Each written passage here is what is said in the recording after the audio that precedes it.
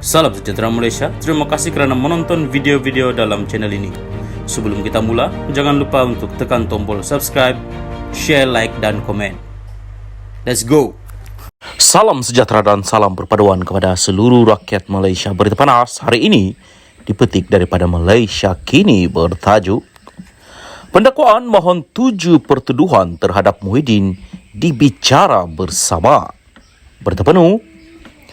Pihak pendakwaan memohon 4 pertuduhan salah guna kuasa dan 3 pertuduhan pengubahan wang haram terhadap bekas Perdana Menteri Muhyiddin Yassin melibatkan lebih RM232 juta ringgit dibicarakan bersama.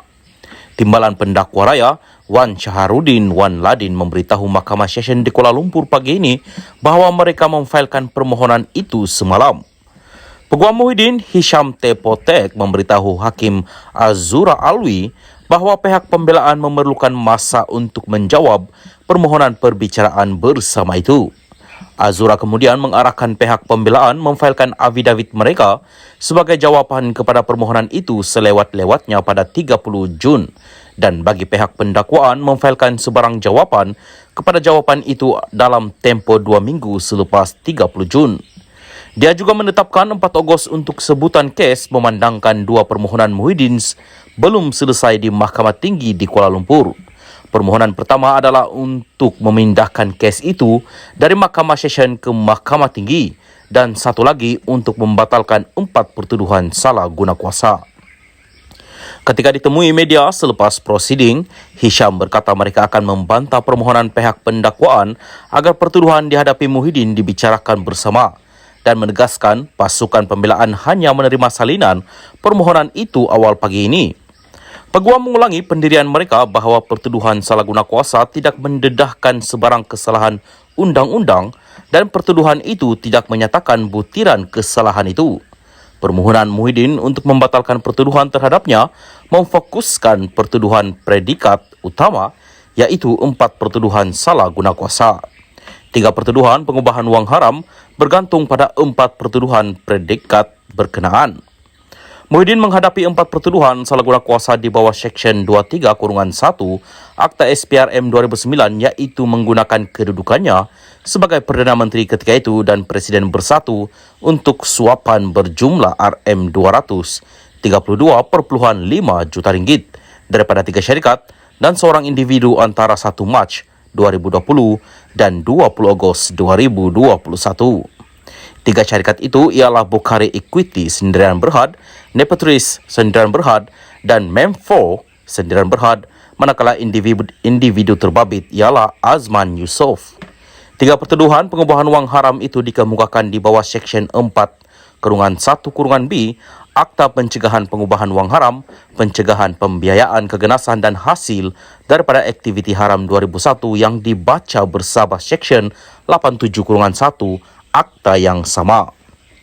Pemimpin berusia 76 tahun itu didakwa menerima lebih RM120 juta hasil daripada aktiviti haram daripada Bukhari Equity Sendirian Berhad antara 25 Februari 2001 dan 8 Julai 2022. Pengubahan wang haram itu didakwa dilakukan dengan menerima wang yang dimasukkan ke akaun bersatu. Ahli Parlimen Pago itu berdepan hukuman penjara 20 tahun dan denda 5 kali ganda jumlah suapan atau RM10,000 yang mana lebih tinggi bagi pertuduhan salah guna kuasa. Bagi kes pengubahan wang haram, dia boleh dihukum penjara 15 tahun dan denda 5 kali ganda jumlah terbabit atau RM5 juta yang mana lebih tinggi. Muhyiddin pertama kali didakwa pada 10 Mac. Dia mengaku tidak bersalah dan memohon dibicarakan terhadap keempat-empat pertuduhan salah guna kuasa dan 3 pertuduhan pengubahan wang haram. Salam sejahtera dan salam perpaduan kepada seluruh rakyat Malaysia. Berita panas hari ini dipetik daripada Malaysia Kini bertajuk Datuk Roy, pegawai SPRM didakwa atas kesalahan berkait anak Muhyiddin. Berita penuh. Seorang ahli perniagaan dikenali sebagai Datuk Roy dan seorang pegawai SPRM dihadapkan ke Mahkamah Session di Kuala Lumpur pagi ini atas 2 pertuduhan rasuah yang melibatkan dakwaan dorongan supaya anak bekas Perdana Menteri Muhyiddin Yassin tidak direman Suruhanjaya anti rasuah itu. Datuk Roy yang nama sebenarnya Muhammad Hussein Muhammad Nasir dan Muhammad Rashidi Muhammad Said membuat pengakuan tidak bersalah dan meminta dibicarakan terhadap pertuduhan mahkamah. Mereka didakwa bersama-sama secara rasuah meminta untuk diri mereka atau bagi mana-mana orang lain suatu suapan wang tunai berjumlah Rm400.000 daripada Siti Dalena Berhan 47 sebagai dorongan untuk tidak menahan reman Fakhri Yassin Mahyadin semasa siasatan pihak SPRM. Difahamkan, Fakhri Yassin tidak pernah ditahan SPRM. Satu pertuduhan didakwa meminta wang tunai Rm400.000, manakala pertuduhan kedua disebut menerima tunai Rm240.000. Mereka didakwa melakukan kesalahan itu di dua restoran berasingan di Kuala Lumpur antara 5 dan 6 Mac awal tahun ini.